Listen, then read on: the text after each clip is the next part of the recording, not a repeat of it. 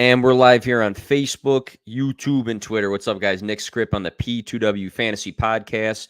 And it's good to be back live. Not that I couldn't do it before, but I was squeezing in some office episodes on my lunch break. And those went really well. They got to the point, like 20-minute episodes. And I thought I had some really nice topics. So if you are listening to this one and you missed the last couple of episodes, they've been pretty good, just because I feel like I've gotten a lot of information out within like 20 minutes and gotten to the point on some good topics for redraft this coming season. But we have a great episode today. It's going to be a solo show yet again, which I don't mind doing. I'm going to get back to having some guests on sometime soon, but mailbag episode. But before we get into that, as always, this podcast is partnered up with the Fantasy Points Media Group. If you are not familiar, fantasypoints.com, it's a one-stop shop for all of your fantasy football needs. And you can use the promo code P2W22 for a discount. And like I said before, major mailbag episode. I got a shit ton of questions to get through. Super excited about it. Let's get it.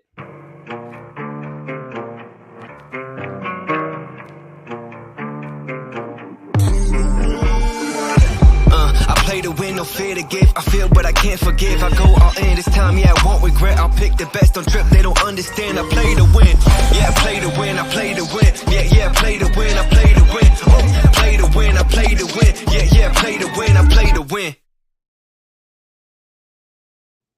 And I already got Angie in the chat. What's up, Angie? Nice to see you. If you guys want to comment on the show, you have to do it on the YouTube channel. They don't do it on Twitter quite yet. I don't know if they ever will, but I do miss that. But if you are tuning in, again, major mailbag episode. We're going to run through a ton of questions and try not to get too stalled on any of them, because you guys were awesome that plug these. I have so many questions to get through, and I think that just shows how good the community is. I say, hey, I really need questions, and I had like 50 comments, which was awesome. So let's get into the first one.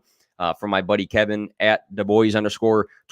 Redraft, better late round target Kadarius Toney or Robert Woods. I've historically liked Robert Woods, and I do hope he is healthy. Right now he's going as the 40th wide receiver off the board, 101 overall according to Fantasy Pros ADP. So ADP refers to where guys are being drafted right now, which will continue to change throughout the offseason. But right now, Robert Woods, wide receiver 40, 101 overall. Kadarius Toney, wide receiver 48, 114 overall. And a few things make me lean Toney. Obviously, he's going a little bit later, not like a crazy amount later, but his ADP is after Robert Woods. Robert Woods, I think, has a nice opportunity, because I think that people are forgetting what he's done in his past and how reliable he's been when healthy. And, A.J. Brown off in Philadelphia, Robert Woods in Tennessee. A lot of people are focused in on Treylon Burks, the rookie. Austin Hooper's over there as well now, but I think the hype for the rookies sometimes makes you forget the other new guys in the systems. And I'm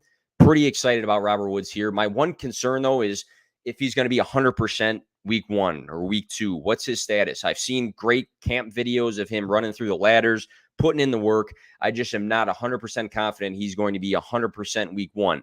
And that's not the only reason I'm going to go with Kadarius Toney. I just think Toney offers a ton of upside. And when we're in the 100+ picks of the draft, which both of these guys are after 100 picks in the draft, I'm looking for more upside, a guy that could maybe put up a 20 to 25 point week, out of a flex position, or, if I'm plugging him into my wide receiver position, versus a guy that might be a safer play. And I think Kadarius Toney showed us last year with the yards after the catch ability. I know he had that one massive game versus the Cowboys. I think he just showed that he has that ability to take a ball from, 5-7 yard catch and take it for 15-20. And I'm just hoping he stays healthy, because he also was banged up last year.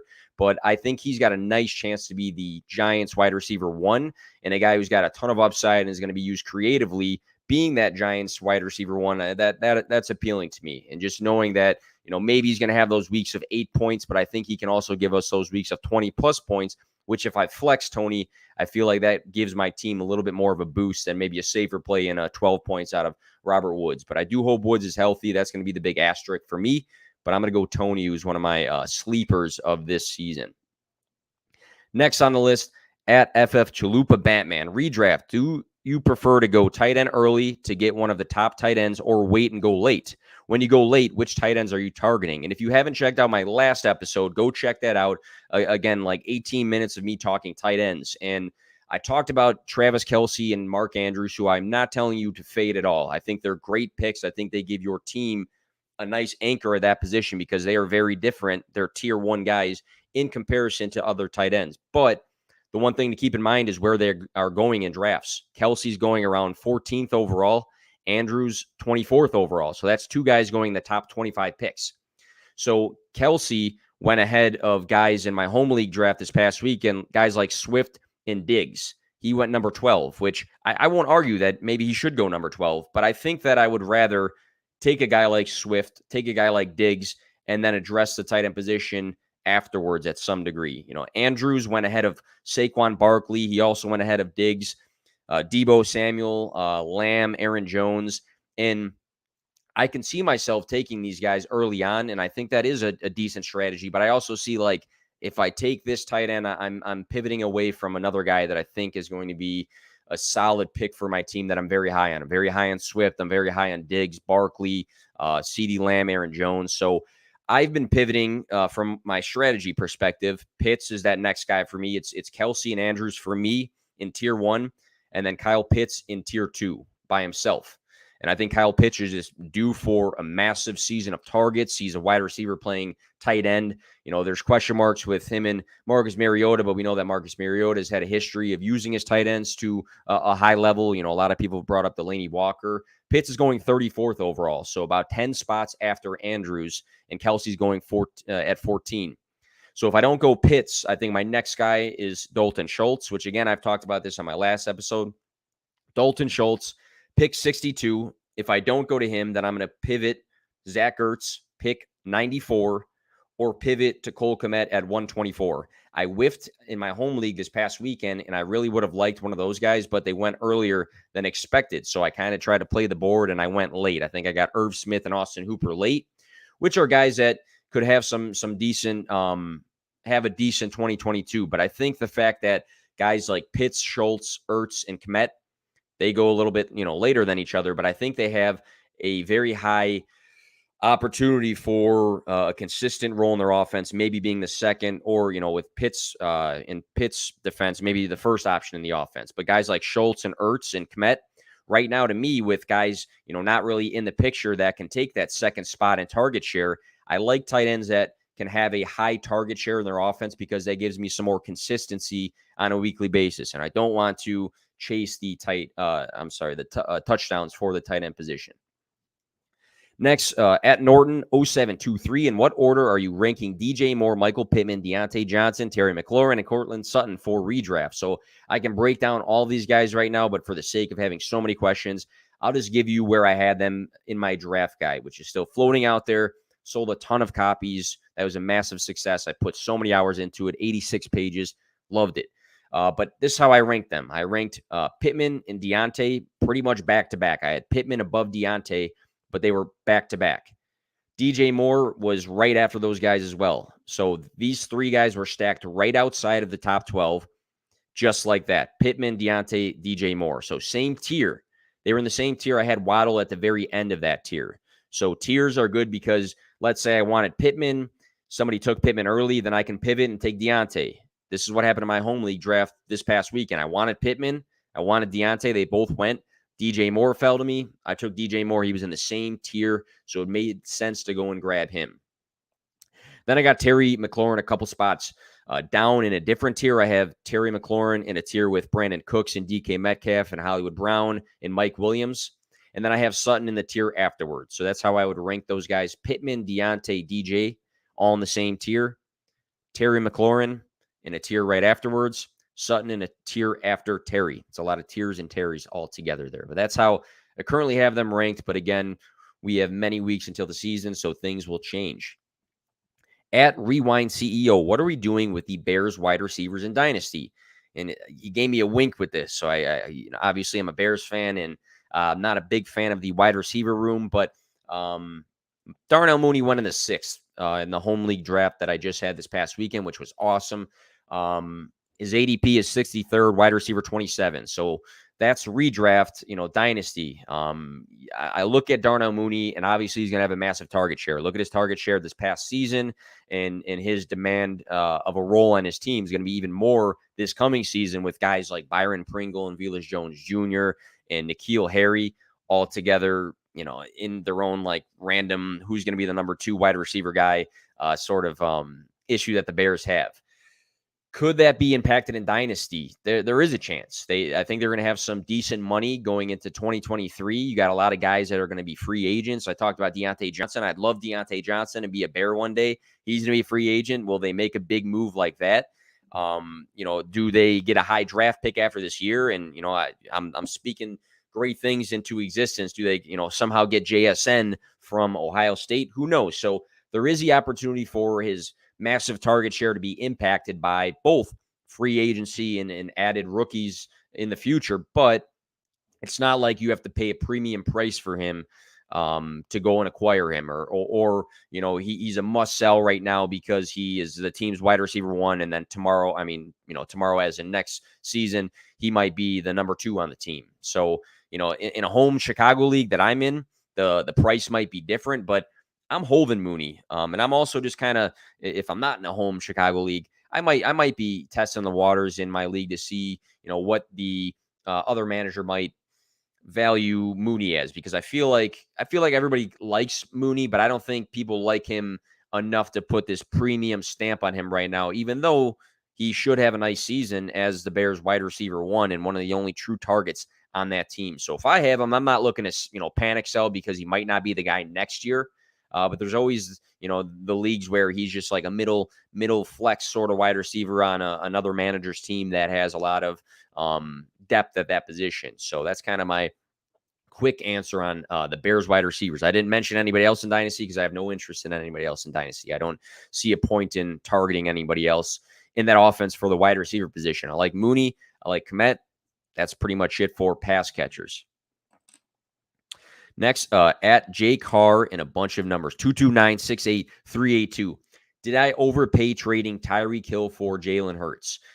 Interesting question. I'm assuming it's a 1 quarterback league, and we're just going to go with that for the answer. I'd say yes. I love Jalen Hurts. I actually am way higher on him than a lot of other people. I have him as my QB3 overall for this coming season. I do think that even if your team is better, with Hurts, because you're stacked at wide receivers, I would have looked to do some sort of plus minus trade. So maybe you would have sent Tyreek Hill and a lesser quarterback to go and get Hurts, which upgrades your quarterback, but you would have also received a lesser wide receiver that you can somehow maybe use in the flex position or be a depth piece for your team.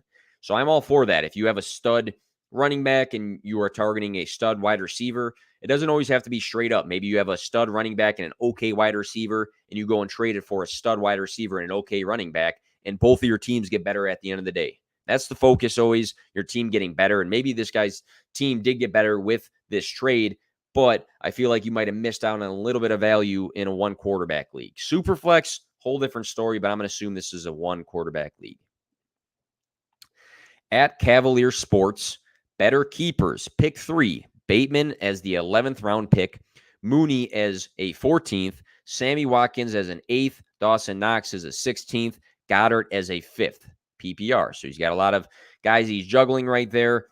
For 2022, I have Mooney and Bateman back to back, and I've been switching them around. But again, same tier. So I'm confident in both of those guys having a nice season, both of those guys being their team's wide receiver 1. I don't have one guy a ton higher than the other. I think there's a massive gap between the tight ends that were listed. They had Goddard, I think, going 5th round versus Dawson Knox in the 16th.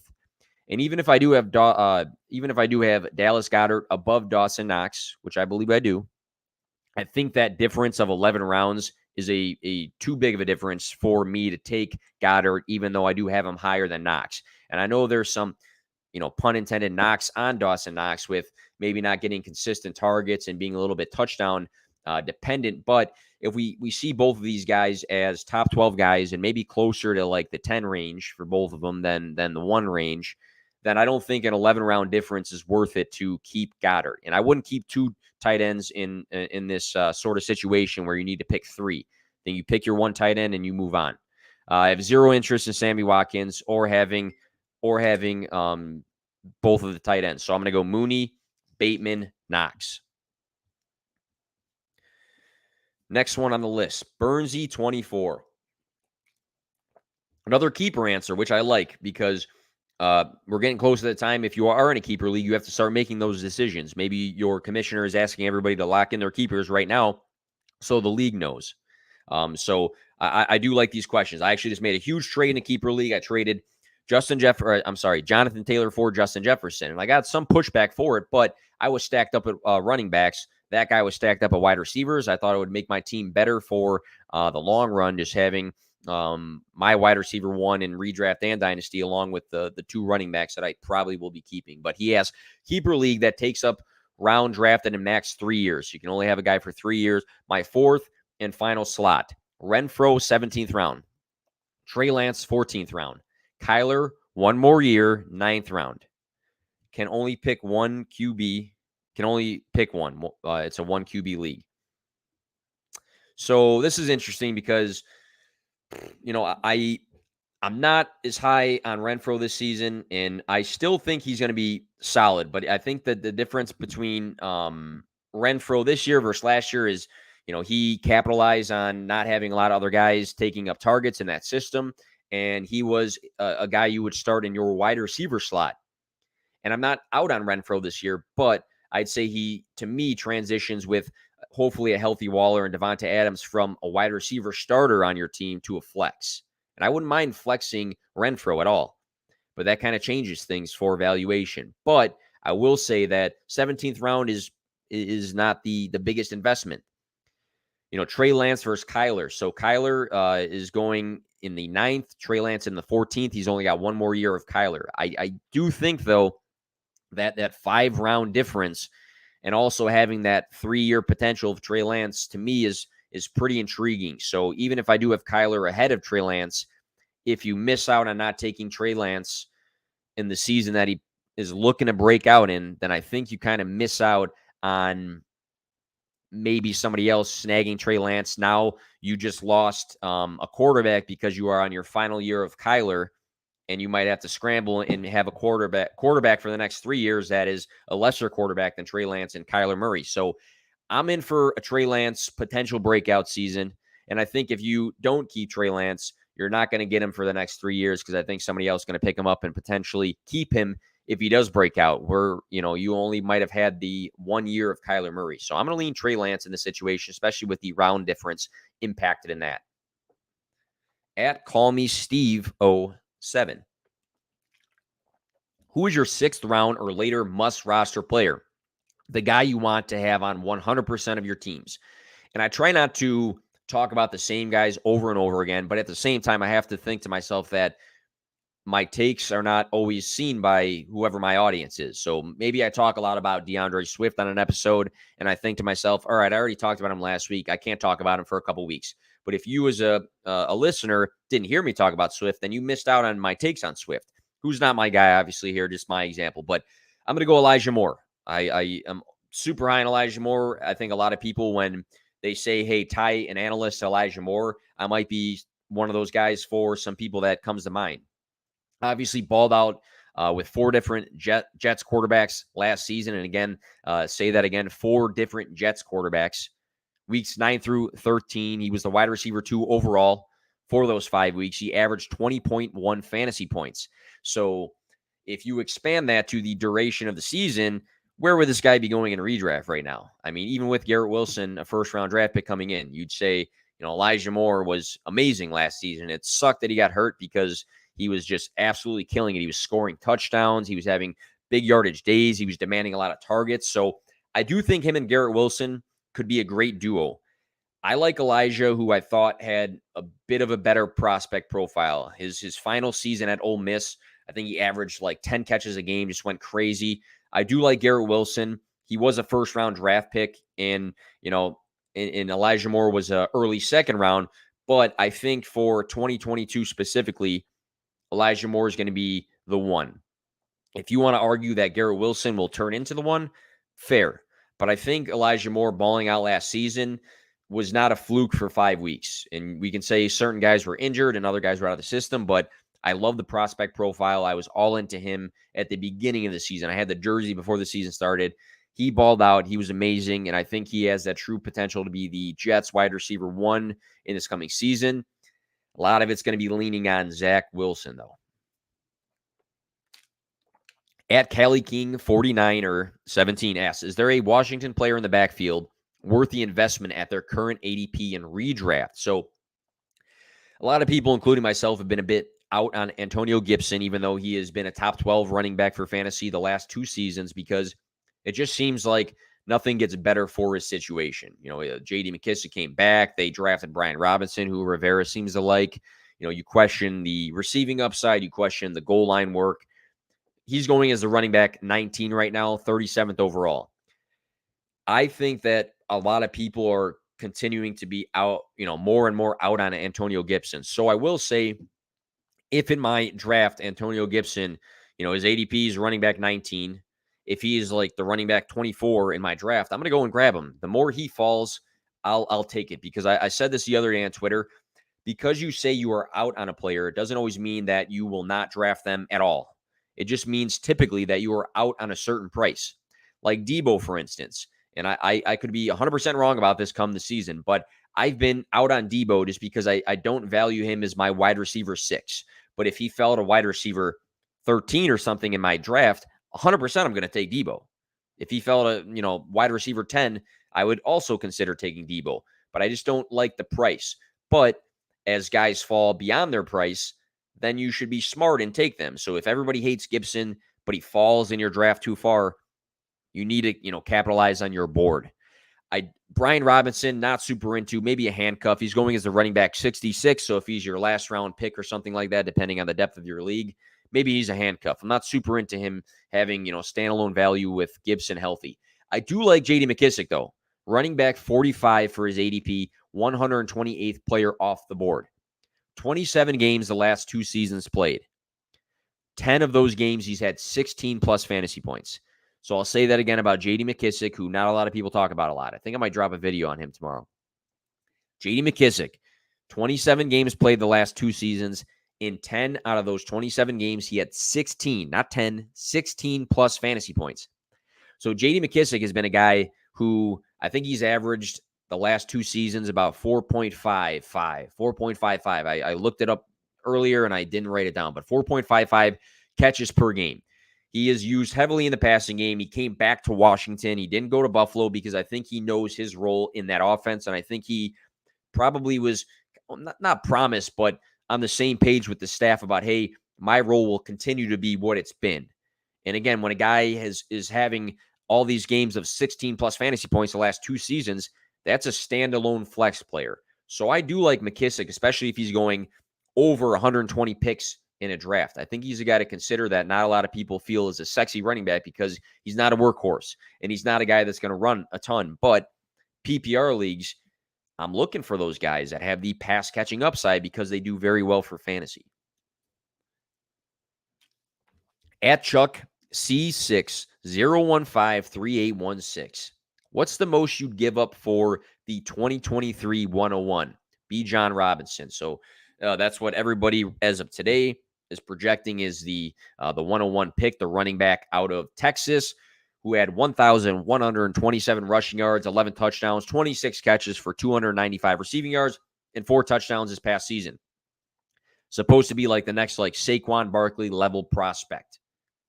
It's too early though to target somebody in your league that you think will have the 101.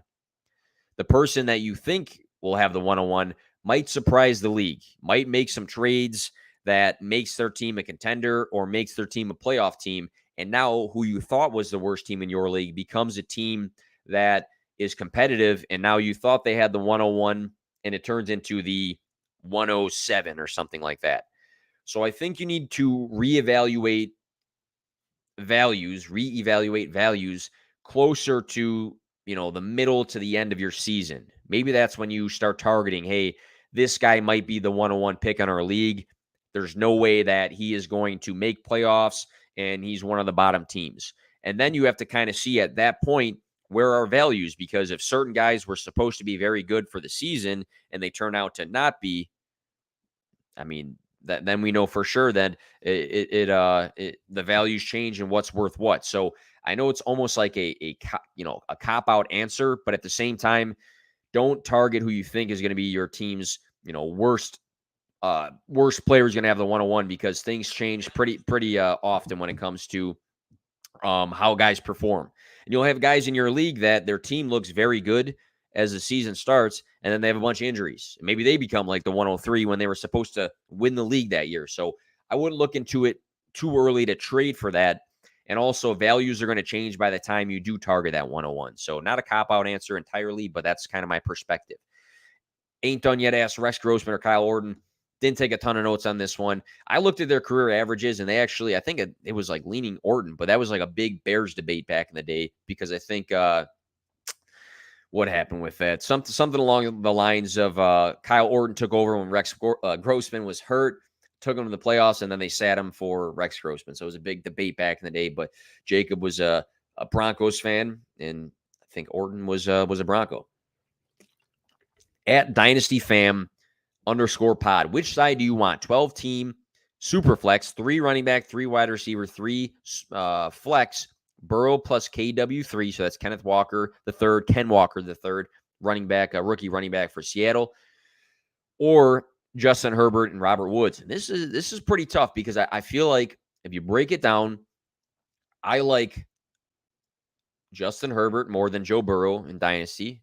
I mean, Herbert quarterback 2 this past season for fantasy, and he was the only quarterback to even be close to Tom Brady in passing yards, and he has a great system. But also, Joe Burrow's got a great system as well with the pass catchers he has. I lean Ken Walker over Robert Woods, and that to me, I break it down even further. I kind of lean the Burrow side, which might be, outside of other people's opinions for that. I really love both systems. Again, I have Herbert over Burrow. If we look at who they're throwing to, very, very good guys. But, Ken Walker was a 2022 first. Was Woods during your rookie draft worth a high or mid-second? You might say no. He might be worth maybe he was worth like a late second, if even that. So when you weigh out the value of Ken Walker versus Robert Woods, is it more than the gap is between Herbert and Burrow? It might be for me. So I think I'm going to lean the Burrow side on that. At FF_worm. Dalton Schultz, Dynasty Outlook, ? Love him for redraft this year, so do I, but not sure how to value him beyond 2022. Valid question because he was franchise tagged, and he's going to be an unrestricted free agent in 2023. So the best case scenario is probably him staying put in Dallas because we've already seen him be very successful for fantasy. Worst case scenario is that he ends up like Jonnu Smith with the Patriots and how he was this past season if he moves teams, or Austin Hooper when he moved from the Falcons to the Browns. There was a massive drop-off in his value for the tight end position. Keep in mind, though, Mike Gesicki, Evan Ingram, Austin Hooper, Robert Tonyan, Hayden Hurst, Kyle Rudolph, Irv Smith. It's a carousel of tight ends come 2023 free agency. So some of those teams are pretty appealing.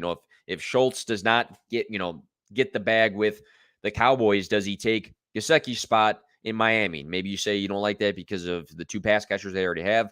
Does he take, Jacksonville's spot with Trevor Lawrence, or does he become the tight end with Ryan Tannehill or Aaron Rodgers or Joe Burrow or Tom Brady if he's back with the Buccaneers or the Vikings? So there are some appealing teams that may have a vacancy that he can take over. Again, the risk is the Hoopers and the Jonnu Smiths of the world, but I'd say I'm very, very in on Dalton Schultz. I talked about him on the tight end podcast and this one briefly before. For 2022, I wouldn't be too worried about selling him for 2023. Come middle to the end of the season, if he didn't perform to our expectations, then maybe you say it's too late to sell him for what you could have at the beginning of the season. But I also don't want to freak out too much and say, hey, what if he ends up on a bad team behind too many guys and loses all value? Because it's not like you're trading him right now for, Javonte Williams or something like that. But I think there are some pretty spots that he can land, and he has a good chance of getting the bag from Dallas if they go and do that. Next on the list here, at Warm and Fuzzy 7. In Dynasty, what is Tyreek Hill's value? I got offered a 2023 third, 2024 second, and Olave I didn't accept. So I think it's dependent on the way you are building your dynasty team as of today. Are you really gunning for it in 2022?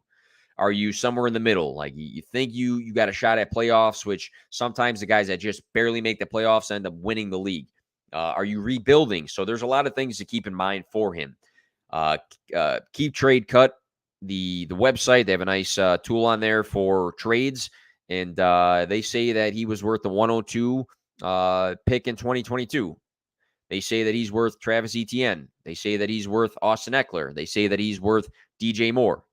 I think the community right now, the fantasy community, is lower on Tyreek Hill since the move, but I wouldn't sell low just because of that. Just because people are, worried about the downgrade in quarterback from Mahomes to Tua, which I'm putting quotes just because it's a quote that people have said. I'm not saying it's not accurate, but we've seen his value the last couple seasons, and we know what he does with the ball in his hands, and we know that he can take the top off of a corner or a safety, have those explosive plays. So, if some of those guys that I listed, Etienne, Eckler, DJ Moore, are more appealing to you and you can get something else with them, maybe I'm looking to do that if I don't need Tyreek Hill to push my team towards a chance to fight for a ship this year.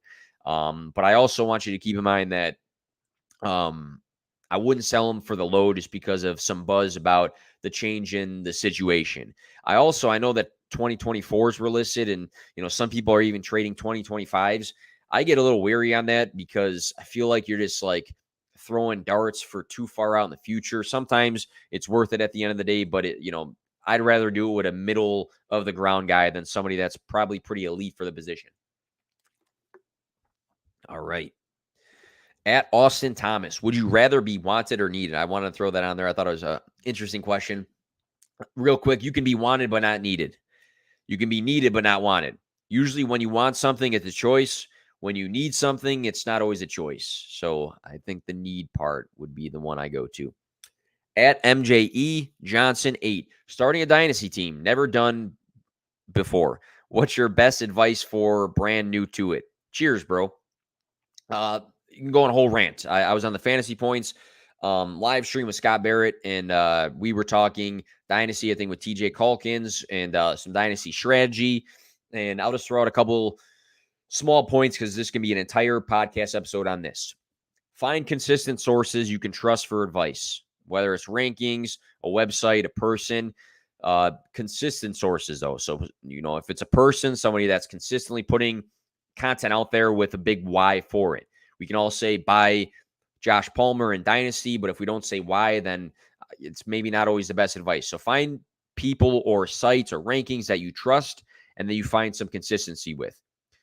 Go take a glimpse at rankings and then go into the draft with tiers. I talked about tiers earlier. Tiers are important because if you go straight rankings, sometimes you lose out on value. But again, like before when I said I had like 3 guys in the same range, Pittman, I think it was Pittman, Deontay, and DJ Moore. This is for redraft, but I had those guys in the same range. I knew if I missed out on one of them, that I can pivot to the next guy or pivot to the guy after that.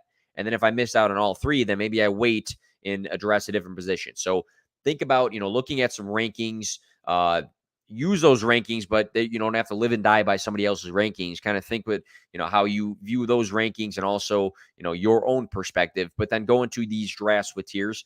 And then once you start drafting, you'll likely have an idea of where your team is heading. Are you, win now? Are you looking for a young team for the future? Are you, building a team? Do you have some sort of balance? So go into the draft, play the board, but also kind of have a direction, because if you go and draft your running backs super old and then super young wide receivers, maybe you're balanced, but also maybe your direction is not exactly the build you want it to begin with. And the last point here, don't devalue picks. Don't jump the gun based on reaction. Long game, even when you're playing to win. So, don't just toss around draft picks. Don't just toss around future picks because you're in it for the long haul.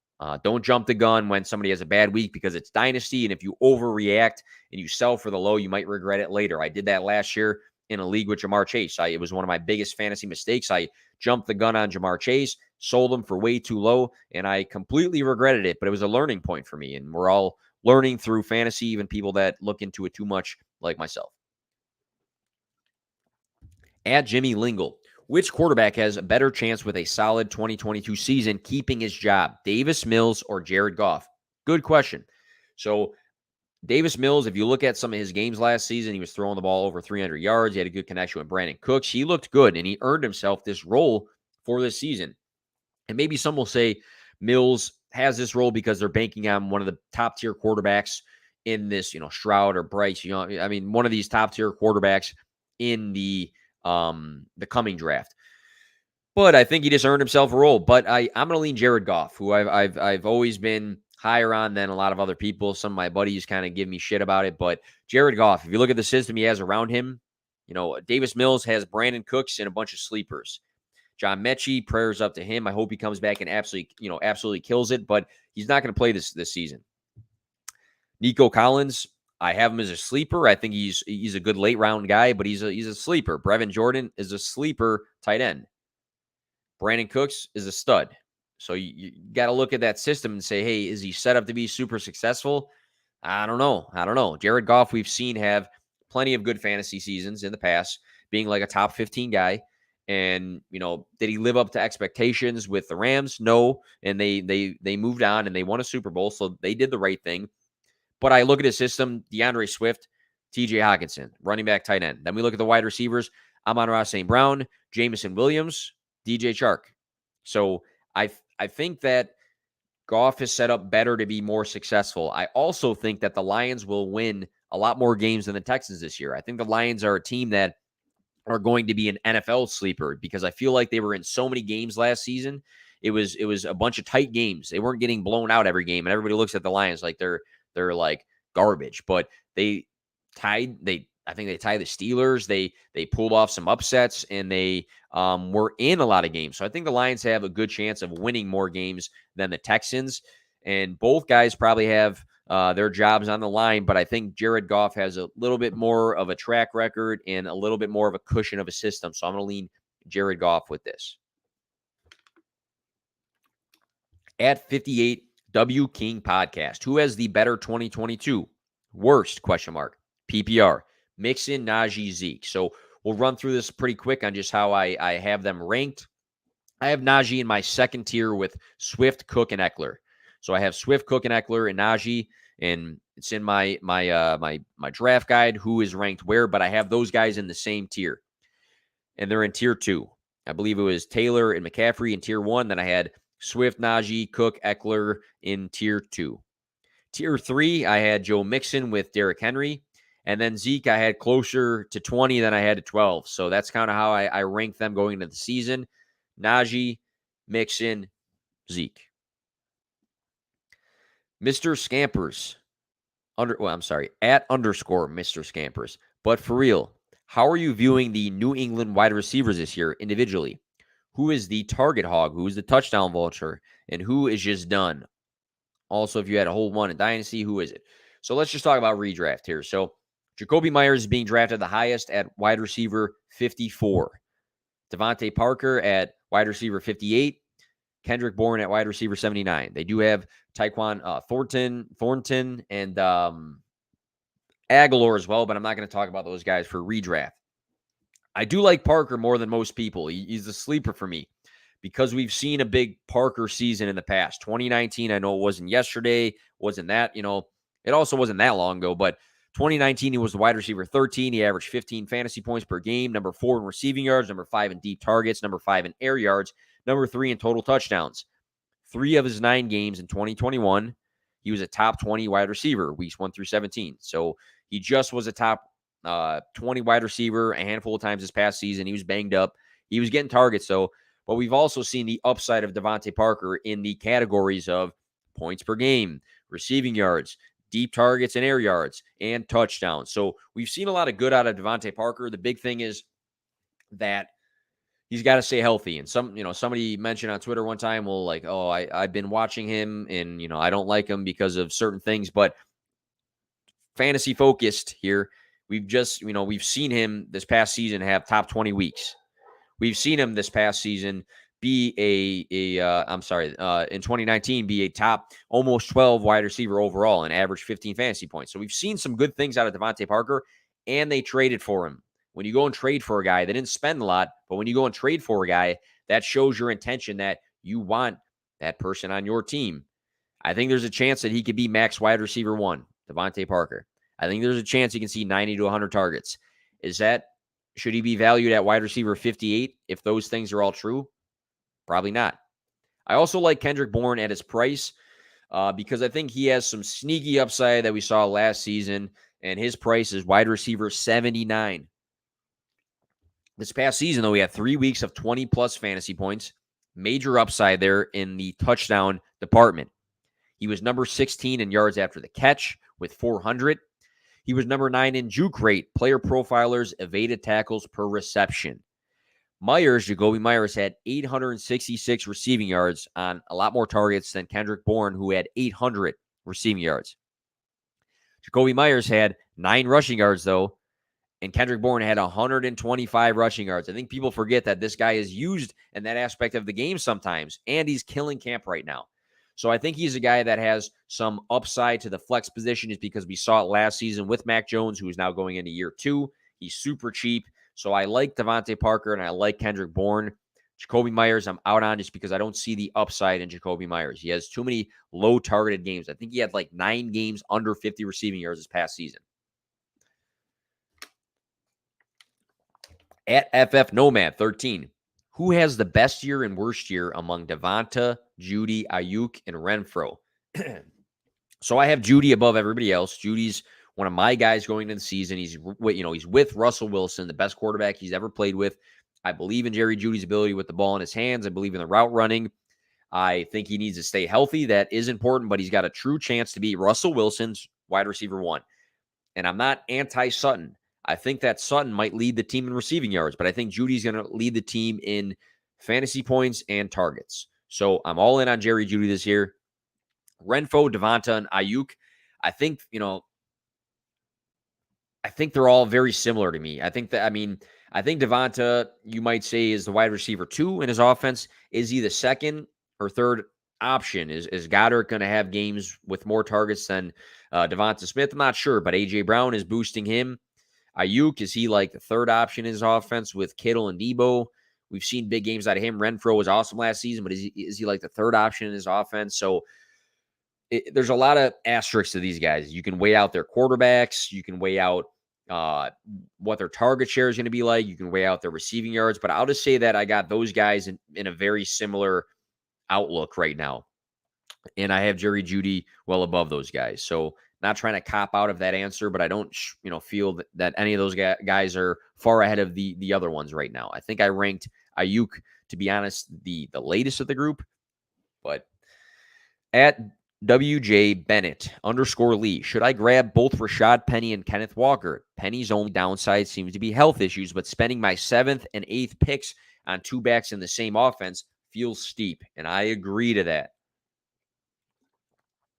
I think it's going to be Rashad Penny as the lead back this season. I think Ken Walker, if that is the case, might be the best handcuff in fantasy. I mean, maybe he's a top 3 handcuff. You can argue guys like, if Kareem Hunt had a full workload, or, Stevenson versus Harris, things like that. But I think it's going to be Penny, but I also want to talk about the strategy for that. So 7th and 8th rounds.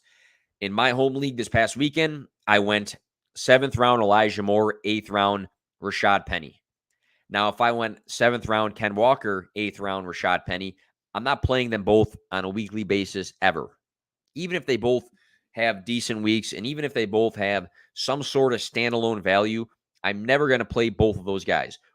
Do I have the chance of playing every single week Rashad Penny and Elijah Moore? I do. So what's more important to my lineup? Having the option of 2 guys that might be weekly starters every single week, or the option of just locking down a backfield.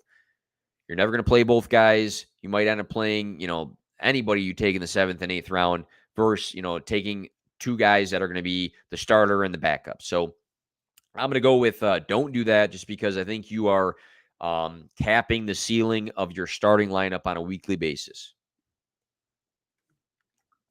At Hey _Blakeway, with the Watson news, where does he rank in redraft leagues? Interesting question. So just to talk about fantasy football and not about the actual situation. And, I know a lot of people have dug deep into that and have felt certain ways, which I think you are completely entitled to, 100%. But just speaking on fantasy football, Desean Watson, I think, has top 5 quarterback upside.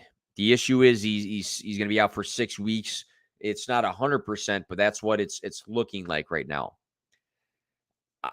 Where he ranks at the end of the season, one of the issues I have is, if you take him high right now, you have to make sure that your second quarterback option is a quarterback that probably also has top 12 range of outcomes for them. Because, if you bench Watson, you could say, hey, I might have him for the fantasy playoffs. But if you start the season 0-6 because you took Watson and then you took Jared Goff, then you might, have looked back and say, hey, maybe I should have, addressed this position better. So that's your call to make. You can end up 6-0 and then having Watson week 7. Then you look at me and say, hey, it was smart to do that. Or you could be 0-6 and be completely out of the race because your, division that you're in is a really strong one, and say, shit, I shouldn't have taken Watson. I should have taken somebody else I could have used for, those first 6 weeks. So I will say when he plays, he's got top 5 upside for the quarterback position. But I also will say, if you do take him in redraft this year, be smart with how you build your team. If you end up taking a guy that is a Carr or Cousins, and you had to take 2 quarterbacks earlier than you wanted, maybe it's smarter because you don't want to be chasing the playoffs because you pivoted and missed out on the quarterback position too much because of the Watson situation. At eWiener Fantasy, who is your favorite running back target, pass, and ADP of running back 40, and why? So, I had a couple guys in my sleeper team that I could talk about. Dameon Pierce, running back 47. Can he win the job in Houston? That's a good price, running back 47, if he does. And even if they suck or they're not good this year, volume is king. And if he gets volume, that could be useful. Same with the Falcons. If Tyler Algier wins the job, he's running back 54 for his ADP, so that's worth it if he gets to work. Daryl Williams is another guy you can think about, is running back 56. If he's the handcuff for James Conner, he had some really nice weeks when he stepped in as the lead back for Kansas City. I talked about J.D. McKissick earlier. I think he's going to be the guy I'm just going to mention again here, running back 45. Again, 10 out of 27 games the last 2 seasons, 16-plus fantasy points, average 4.55 catches per game, 80 catches in, I believe, 2020, 80 catches. So that'd be a guy that I might be targeting late in the draft. At JPEP20, what's one stadium you'd love to go visit in 2022? I probably won't be, but of course, Bills Mafia, man, crashing through tables. I did it on a live stream one time, so Highmark Stadium, but not when it's cold. I hate being at cold games. I went to 2 Chicago games across the last couple of years, and both were ridiculously cold. So if I go to a Bills game where it's not freezing, that would be badass to me. At PSI Claw 13, ranking Adam Thielen. I came up, with a list of polarizing players to rank, and Adam Thielen was one of them for me. I mean, he's had double-digit touchdowns the last 2 seasons, 24 total across the last 2. He's missed he's also missed, 11 games the last 3 seasons. So there are some durability concerns for a guy that is 31 years old, going to be 32.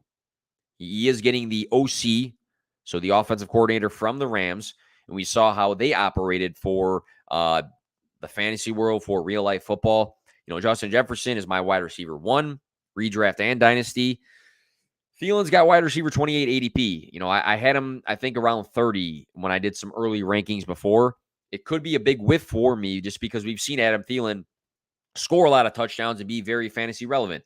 But also there are durability concerns for him for an aging wide receiver. And you got, guys in the system that are young that might start taking some more targets away in KJ Osborne and Irv Smith Jr. Dalvin Cook gets some work as well in the passing game. Justin Jefferson's going to get his and eat. So I'm not out on Thielen, but I'm not going to pretend that I have, this massively solidified stance on where I have him in my rankings, because I do think he's a very polarizing player, because at a wide receiver 28 ADP, he could be well worth it if he finishes as wide receiver 18 this year. But also, he can have that range of outcomes where he's finishing beyond 30. So I think Thielen is just a polarizing player to me this season. I think I have him around that 30 range, and I might regret it later, but that's just kind of where we're at right now. At Andrew Hall FF.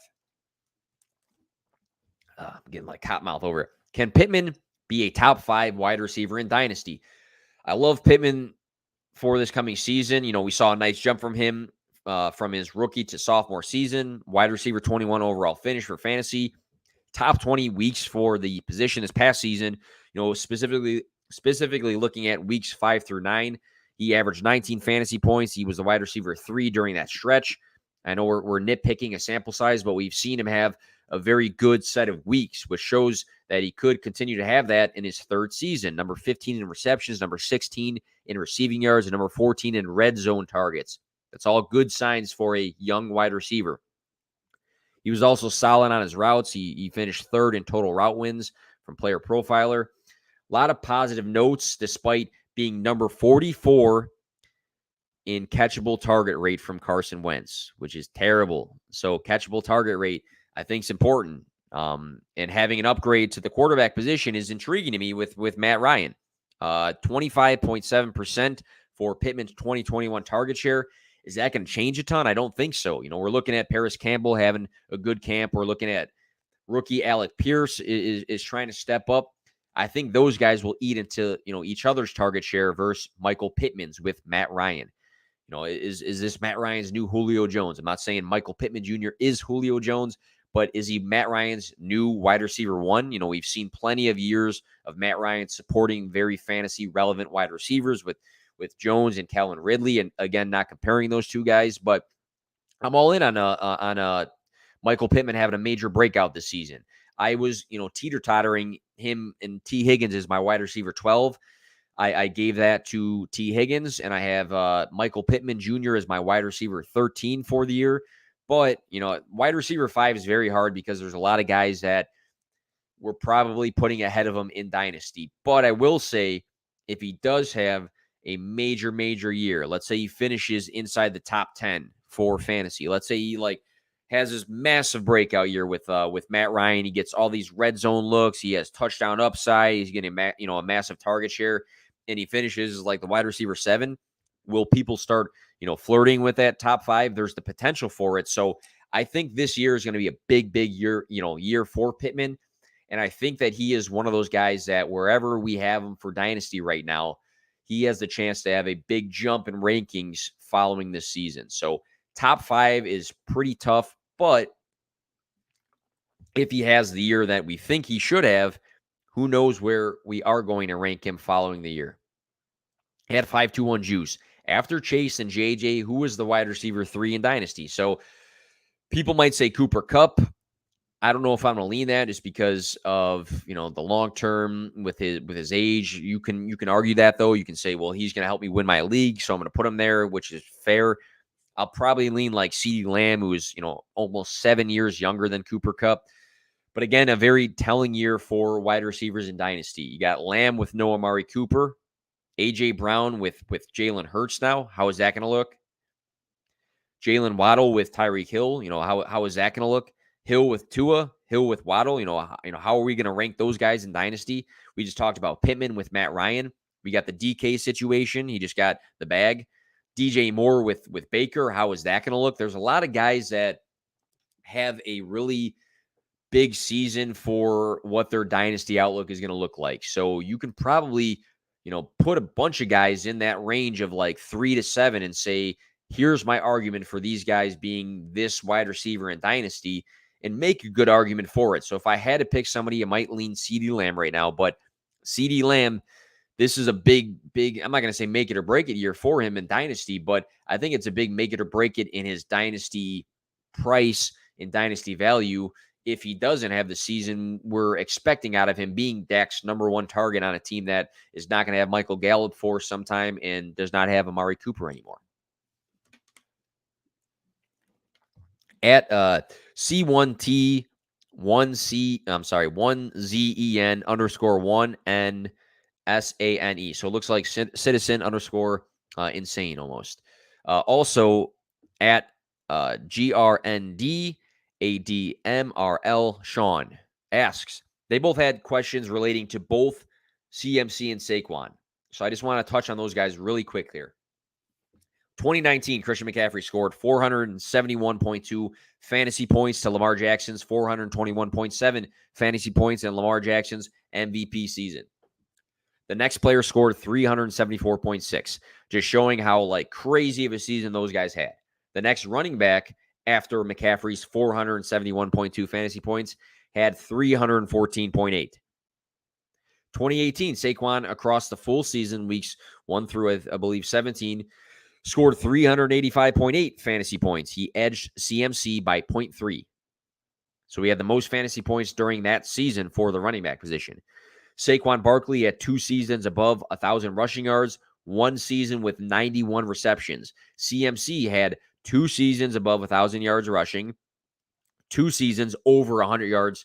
Over 100 receptions. We got a 25 and a 26-year-old.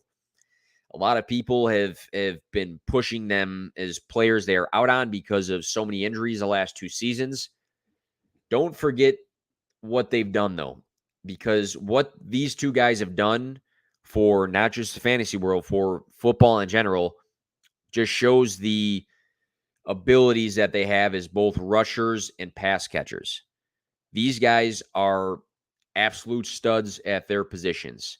I'm not fading either, and I'm all for both guys bouncing back because I'm not just going to be scared of the injuries. And you are going to get burned by injuries in fantasy.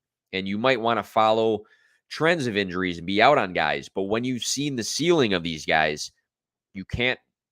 I'm just not, with saying that they're washed or they're injury prone when in reality they are very, very good at football. These 2 were once the running back 1 and 2 in Dynasty, and they faded off a bit just because of injuries.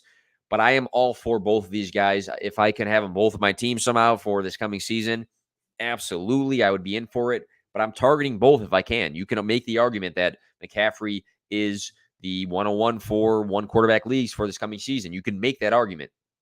You can make the argument that Barkley is a top 10 running back for fantasy this coming season in an offense that looks a lot better with a new head coach, more offensive weapons. They added to the O-line a little bit. So I'm in on both guys for this coming season. They're both extremely good talents. At FF Ball Guru, is Trey Lance overhyped? I would say it seems, I thought he was going to be for where he's being drafted. And his ADP has gone up a bit, but it's currently at QB 13. I think he does have a high ceiling. I talked about the other day, I made a Trey Lance video on TikTok. I put it on Twitter. I posed the question, how is Jimmy G number 12 in passing yards, but number 24 in air yards? How does that make sense? Why? Because Deebo Samuel, George Kittle, and Brandon Ayuk were amazing in the yards after catch category. So Jimmy G just needed to have the ability to put the ball in his playmaker's hands, and they got him the extra yardage, which gives Jimmy G extra fantasy points. What's missing from Jimmy G was the rushing ceiling that Trey Lance has. He has a very athletic profile, and he's going to get those fantasy points as well. If you say Jimmy G is a better passer of the football, fine. I'm sure there's a lot that Trey Lance has to build on in the passing department. But he has a high ceiling just because, again, all he has to do is be competent to put the ball in his playmaker's hands. And I think Shanahan is going to make his playbook surrounded about that. Trey Lance scheme up the runs, but also Trey Lance just get the ball in these guys' hands, let them do the work. So is he overhyped? He is hyped up a lot, but QB 13 for his price, is he going to have weeks where he is a top 5 quarterback? I think so. It's a great offense, and he's got the Konami code rushing ability. If come the start of the season, he's being drafted as the quarterback 5 or something, then maybe he's overhyped. So I think it's all based on his price. I think the community loves him. In your home league, maybe he goes higher than QB 13 for his his current ADP, but comes down to price. And I think his ceiling is very high. So I wouldn't say he's overhyped because I don't think he's being drafted as an overhyped player right now. At football fantasy, basically, it's FANTASZ.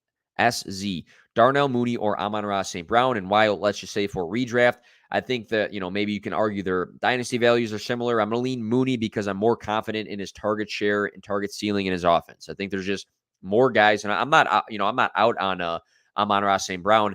I just think that the target share for Darnell Mooney is going to be higher because he has nobody else really catching the ball besides maybe Cole Kmet and maybe some to Monty and maybe some to random guys in his offense versus being in a system with Swift and Hawkinson and Jameson Williams when he comes back and Chark and some other guys that can make some plays. So I just think Mooney has the higher target share potential.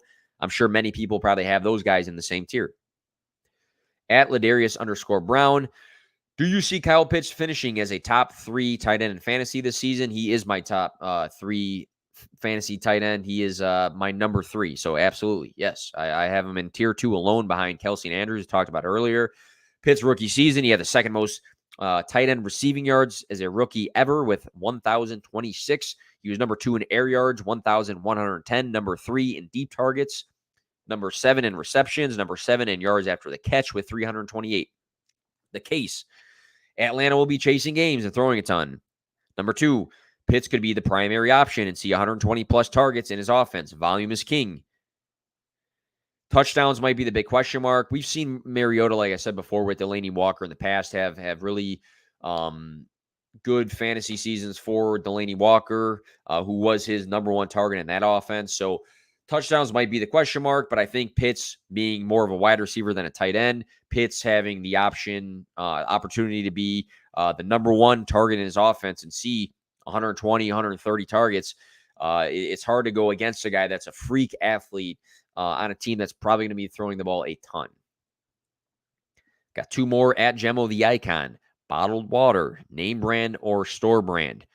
I'm not a big, I know some people are very keen on, you got to get the name brand stuff. I get, Walmart and Jewel water all the time, so it doesn't matter to me. It doesn't matter if it's cold or room temperature unless I'm, coming back from a run or something or it's hot outside. But I'm not picky with the brands of waters, but shout out to Gemo the Icon, my guy.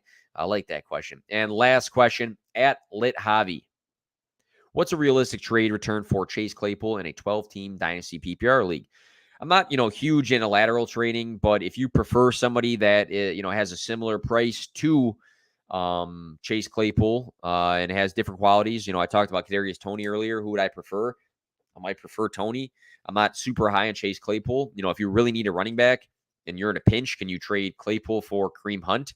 Maybe people will say they don't want Kareem Hunt, but I think Kareem Hunt has shown us his own standalone value. And if he ends up being a lead back somewhere else, or if Chubb is injured, knock on wood that, he doesn't, is that a good trade? Is Schultz, who we talked about earlier, is that a good trade if you are in desperate need of a tight end? Is a high second a good trade for Claypool? I'm not very in. So I think there's a lot of options I'd be willing to explore. I will say too, though, that Pickens does have the chance to beat out Claypool. I think that's very realistic to happen. I'm not saying it 100% will happen. Maybe it doesn't happen year 1 either. But I also won't say if we keep seeing these Pickens highlight clips just to sell Claypool for a late 3rd round pick or something like that. Be smart, and don't. We talked about this earlier. Don't completely undervalue because of players because of overreactions on things. So I'd explore what your team needs to be better. Again, I mentioned Kareem Hunt or Schultz or a high second or something like that. I mentioned Toney. If you prefer another wide receiver over Claypool and somebody likes Claypool, you can explore those options. So talked for too long, got cotton mouth, but if you guys tuned in for any portion of this, I really appreciate it. I've been doing a lot of 20-minute pods, so this one was a lot longer, but I respect so much that so many people gave me fantasy football questions. Usually I don't get a ton. So when I asked the fantasy community, hey, can you guys give me some fantasy questions? And all of these people did. I wanted to make sure that I answer these questions because people took the time out of their day to ask them to me. So I wanted to take the time out of my day to answer them for you. So thank you guys for tuning in. Let's keep grinding this off season until we get to the season. Go win those ships. So we keep that mentality to play to win. Have a good night, guys.